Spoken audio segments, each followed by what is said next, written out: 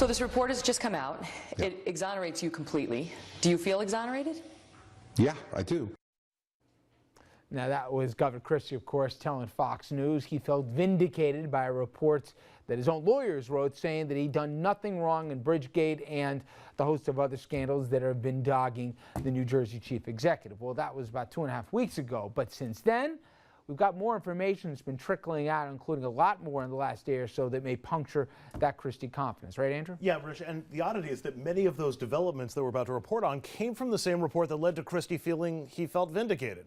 Deeper reading into that document from attorney Randy Mastro finds Christie telling investigators that he felt nervous about the possibility that more of his aides were involved in Bridgegate, but the report goes even deeper than Christie's nerves. Another official in that same report said the governor's office gave less attention to mayors who didn't support Christie's re-election, and that, quote, mayors considered unfriendly to Christie were treated less favorably than his allies by staffers inside his office, many of whom moonlighted on Christie's re-election campaign. In fact, quote, a top liaison between Christie and local officials told attorneys that her staff would receive mandatory directives to brush off calls from those mayors. Another quote from the report has that liaison telling the regional director of Sandy-related issues not to go out of his way to help Hoboken Mayor Dawn Zimmer, while also noting that Zimmer wasn't endorsing Christie. Not a direct order not to help her, but it does bolster Zimmer's claim of Sandy aid being used as a political cudgel. And the problems may not end there for the governor. Despite his best efforts to try and put Bridgegate behind him, now the Manhattan DA, Cy Vance Jr., is investigating the governor and his aides, specifically when it comes to the Port Authority. This one covering the rebuilding of the World Trade Center site, various projects in New Jersey, and the PATH transportation hub in Lower Manhattan. This is now the third investigation underway with subpoena power. That group includes the U.S. Attorney for New Jersey and a legislative committee in Trenton. And now there are accusations that Christie interfered with the New Jersey State Ethics Commission over, get this, something as small as a feral cat problem.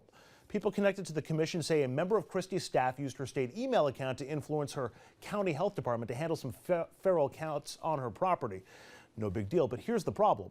They then say that Christie pushed the agency commissioners to replace the executive director of that commission at a time when she was investigating a member of Christie's own staff, thus crossing a line no other governor had crossed before, Rich, messing with the ethics committee and the ethics commission over complaints about abuse of power on feral cat removal. Do you think right now, beyond the obvious of what the administration and the governor's concerned with, that it's the drip, drip, drip of this? Or is it that you got literally how many different agencies doing investigations, and now with the feds and the attorney general's involved here, or at least the DAs, with subpoena power? I think it's a little bit of the, it's definitely the subpoena power. That's the biggest concern, because that's potentially criminal indictments, and that's the end of the game. If the governor is indicted for any reason, or if it gets too close to the governor, that's game over. The Dawn Zimmer stuff and the Hoboken stuff, if it starts to look like it was quid pro quo, you either help my developer pal or you're not getting any help for Sandy aid, that's really dangerous. That's maybe more dangerous than the bridge. The idea that mayors that weren't supportive of him didn't get as much love as mayors who weren't. That happens in every single state across this country. There's not a newsflash. It's if that blow-off resulted in fewer funds because you didn't support the governor. And if that blow-off wasn't just because you didn't support the governor, but because you didn't sign a deal that would help the governor's friends or help David Sampson's friends when it comes to development in the city of Hoboken. Let's face it, Richard, prosecutors smell blood. Not just the federal prosecutors, prosecutors in New York, prosecutors in New Jersey. Surprised Vance getting involved? I'm not surprised, but if I was the subject of a Cy Vance investigation, I wouldn't be too upset. He doesn't have a strong record of convictions. No offense, Mr. DA, but he doesn't have much of a... This is true. Don't get pulled over in New York City. Okay, unless you got de Blasio's number, right? Unless you got de Blasio's number. Look. Oh, go ahead. I'm sorry.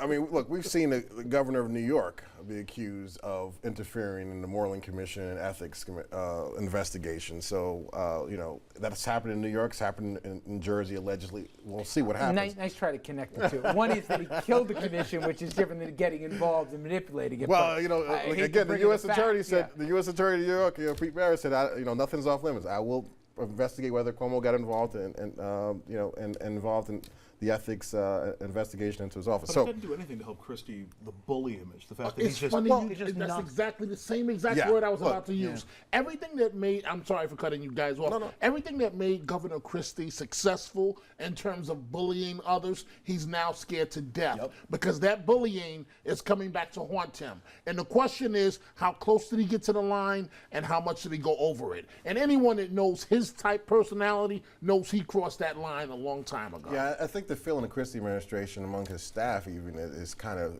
a culture of Machiavellian. It's better to be feared than it is to be loved. And if that's what he's setting up, then that's a terrible thing to do. That's a bad temperament for a governor, even worse to become a president. But you know what?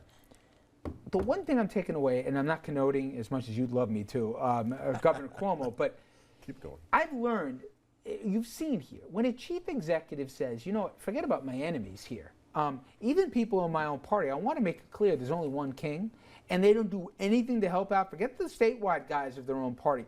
But Governor Christie, he cut the legs out or went after Tom Kean Jr., whose father helped make him, who's a member of the state Senate now, Tom Kean, and a lot of people think a candidate for statewide office in the future. He campaigned in his own district. I mean, so he went out of his way to go after Kean.